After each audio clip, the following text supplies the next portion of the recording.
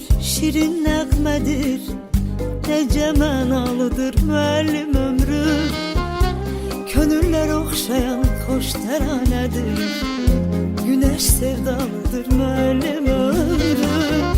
Könüllər oxşayan xoş təranədir, güneş sevdalıdır müəllim ömrü. Eriyir şam kimi, sönür şam kimi, şagird yüreğinde məhşəl yandırır. Sevimli gençlerin olur həmdəmi, hayat yollarını ışıklandırır.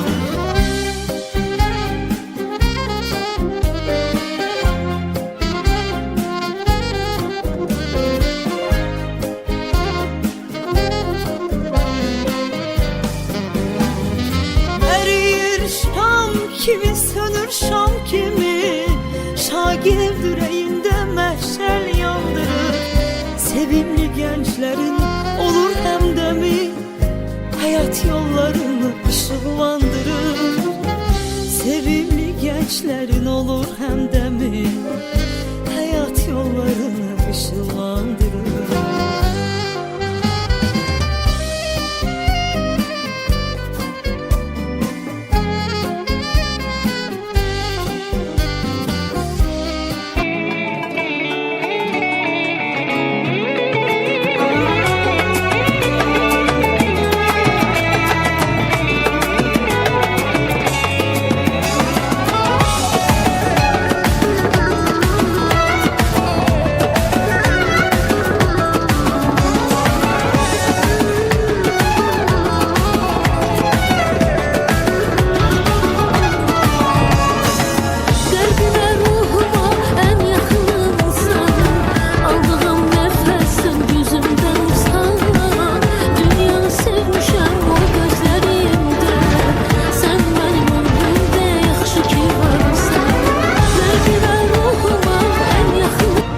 Hörmətinə görə görürəm ki, bunlar həmişə mənim həmşətin anlarında, səhətimin pis vaxtlarında həmişə mənim yanımda olublar.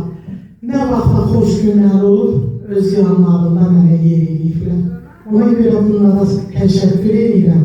Və mən deyərdim ki, bu peşəni, müəllimlik peşəsini mənim bu uşaqlar sevdirir. Ən çox bunlara minnətdaram.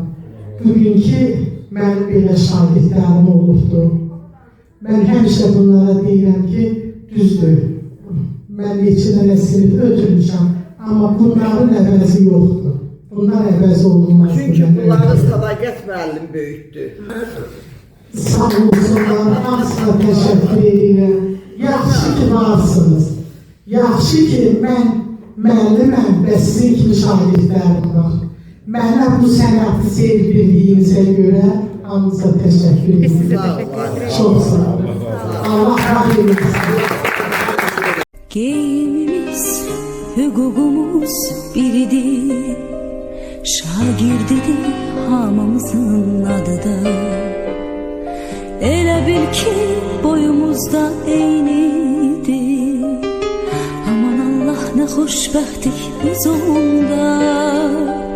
Bir müəllim töhmətiydi dərdimiz, bir töhmətdən için yanardı. Hələ onda bilmirdik ki bunu biz, bir gün necə həsrət ilə anarıq. Dünya hələ bizim üçün ağırdı, min arzun alışırdıq, yanırdıq. Özümüzü biz hamıdan ağır, özümüzü nə bəxtəvər sanırdıq.